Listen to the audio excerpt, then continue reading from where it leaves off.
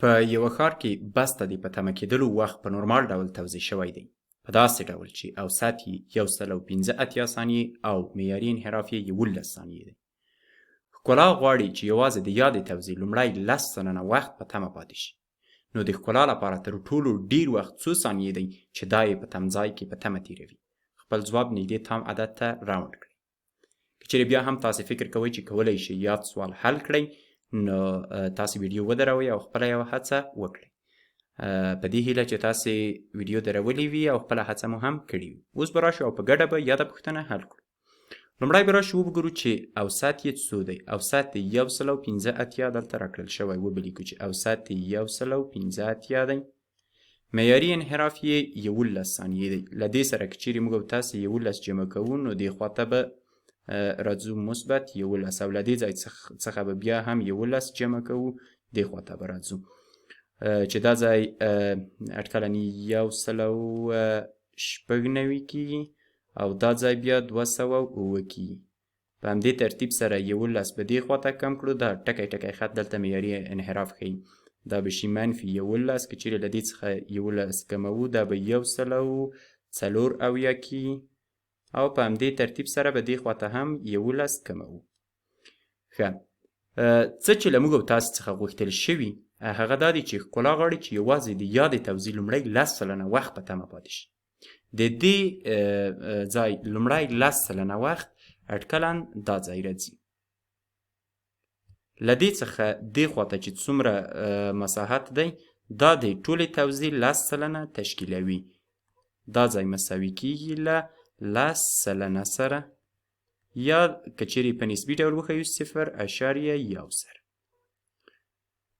ښه، نو دلته په پوښتنه کې غوښتل شوي دي چې د ښکلا لپاره تر ټولو ډیر وخت څو ثانیې دی چې دا یې په تمځای کې په تمه تیروي.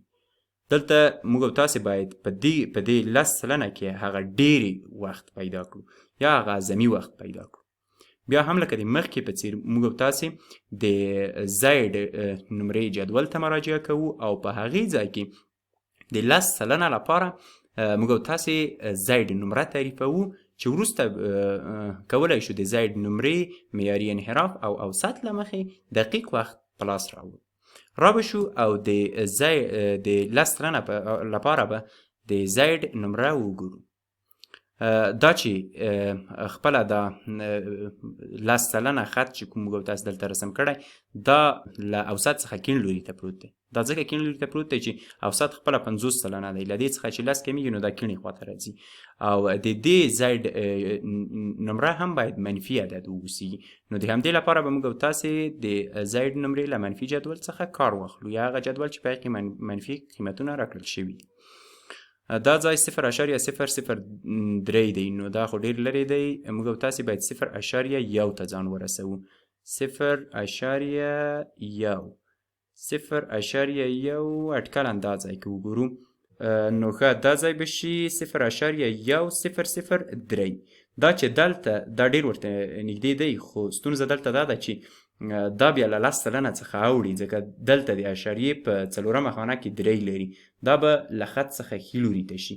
نو موږ او تاسې د دې لپاره چې په دې مطمئن شو چې دا وخت د 10 سلنه په منځ کې شامل دی، نو دا قیمت به واخلو، ځکه دا هم 10 سلنه ته ډیر زیات نږدې قیمت دی.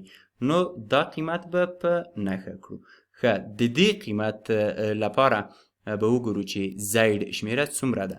دې خواته که چیرې راشو په داسې ترتیب سره ګورو دلته چې -1.2 او د اشاریې دویمه خانه یې څو ده؟ 0.09 یا 9 ده دویمه خانه یې. نو په ټوله کې به زید شمیره مساوي شي له -1.29 سره. را به شو او دلته به ولیکو چې زید د دې ځای لپاره زید نمره مساوي کېږي له -1.29 سره. دا زید نمره شوه چې لاسته مو راوړه. اوس به راشو او د دې ځای لپاره به دقیق وخت لاسته راوړو. دقیق وخت په څه ډول سره کولی شو لاسته راوړو؟ دلته اوسط لرو چې 115 دی. 115 منفي، ځکه یې منفي کوو. اوس که چیرې راشو او دا زید نمره له معیاري انحراف سره ضرب کړو، نو موږ او تاسې به له اوسط څخه لرې واټن ته بیایي. علامه مو منفي په دې خاطر ورکړه چې موږ او تاسې کیڼ لوري ته راځو. یا که چیرې دا ځای مثبت ورکړي بیا د زیډ شمیرې علامه منفي ونیسي بیا هم همداسې کیږي. نو دا ځای به شي 1.29 ضرب معیاري انحراف څومره ده؟ 11 ده. ضرب 11 را بشو او په ماشین حساب کې به وګورو چې څو کیږي. ښه نو 115 منفي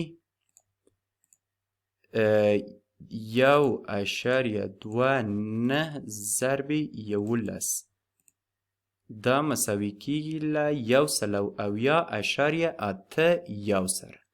دا ځای به ټول مساوي شي له 100.81 سره. ښه دلته ویل شوي چې خپل ځواب نږدې تام عدد ته راوند کړئ. نو دا ځای که موږ تاسې په نورمال ډول راوند کوو نو دا باید 101 ووایو، خو دلته یو ټکي ته باید ستاسې پام وي چې که چیرې موږ 101 وایو نو دلته له دې خط څخه ښي لوري ته اوړو. او موږ تاسې ویلي وو چې ښکلا غواړي چې په هغه 10% کم وخت کې پاتې شي. نو د دې لپاره چې دې خواته پاتې اوسي کولی شو موږ تاسې دا ځای 100 ثانیو ته راوند ډاون کړو، یا به ووایو چې هغه تر دې ځای پورې یا 100 ثانیو پورې په تم ځای کې په تمه پاتې کیږي.